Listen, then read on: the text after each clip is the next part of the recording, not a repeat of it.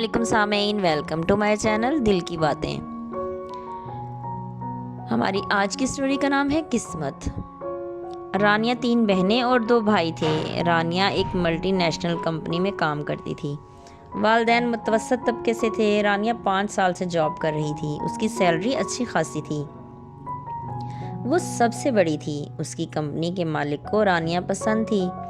پھر اس نے رانیہ کا رشتہ مانگ لیا۔ رانیہ بھی راضی ہو گئی۔ پھر سارا خرچہ ان لوگوں نے کیا۔ رانیہ بڑی دھوم دھام سے بیاہ کر اپنے گھر آ گئی۔ اس کی قسمت بدل چکی تھی۔ رانیہ نے اپنے والد کو کاروبار کروا دیا۔ وہ حوضری لائن سے وابستہ تھے۔ رانیہ نے انہیں پورا سیٹ اپ لگا کر دیا۔ وہ کسی کے پاس کام کرتے تھے، اب اپنا کارخانہ بن چکا تھا۔ رانیہ پوری مدد کر رہی تھی۔ رانیہ کا شوہر اچھا انسان تھا۔ وہ خود بھی ان کے گھر آتا جاتا اور ہر کام میں ان کی مدد کرتا۔ رانیہ کے سسرال میں اس کی ایک نند تھی۔ وہ اس کے خلاف تھی۔ وہ بہت باتیں کرتی۔ رانیہ اس کو کھاتے میں نہیں لاتی تھی۔ وہ بدگمانیاں پیدا کرتی، جس سے سب میں اختلافات ہو جاتے۔ رانیہ جاب بھی کر رہی تھی۔ ان کو کوئی اعتراض نہیں تھا۔ رانیہ نے اپنے ایک بھائی کو باہر بھجوا دیا۔ ان کا کارخانہ بھی چل پڑا۔ اب ان کے حالات چینج ہو گئے تھے۔ رانیہ کی شادی کو 1 سال ہونے کو تھا۔ رانیہ نے اپنی فیملی کو سٹینڈ کر دیا تھا۔ اس کی نند نے اس کا جینا حرام کر رکھا تھا۔ اس کا شوہر دخل اندازی نہیں کرتا تھا، نہ بہن کو کچھ کہتا اور نہ بیوی کو۔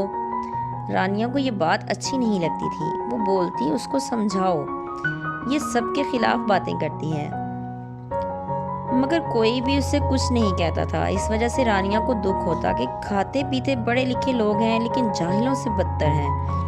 اس کی سمجھ سے باہر تھا۔ پھر وہ روٹ کر میکے چلی گئی۔ اس کے پیچھے بھی کوئی نہیں آیا۔ شوہر کو بہن عزیز تھی، وہ بھی خاموش ہو کر بیٹھ گیا۔ رانیہ جاب کر رہی تھی، وہیں شوہر سے ملاقات ہو جاتی۔ وہ کہتا، تم گھر آ جاؤ، میں نہیں آؤں گا تمہیں لینے۔ وہ بھی ضد میں آ گئی، تمہیں نہیں آنا تو نہ آؤ، مجھے بھی ضرورت نہیں۔ جھگڑا بڑھ گیا تھا۔ پھر اس کی نند کا رشتہ طے ہو گیا۔ کچھ دنوں میں شادی تھی۔ اسے سب نے کہا چلی جاؤ، پھر وہ خود ہی واپس آ گئی۔ کسی نے کچھ نہیں کہا، اس کا شوہر بھی نہیں بولا۔ پھر شادی کی تیاری ہو گئی۔ شادی کا دن تھا، خیر و عافیت سے رخصتی ہو گئی۔ وہ اپنے گھر چلی گئی۔ رانیہ بھی خوش تھی۔ دوسرے دن ولیمہ تھا۔ یہ سب پہنچے تو اس کے چہرے سے پریشانی آیا تھی۔ رانیہ نے پوچھا، کیا ہوا؟ وہ خاموش تھی۔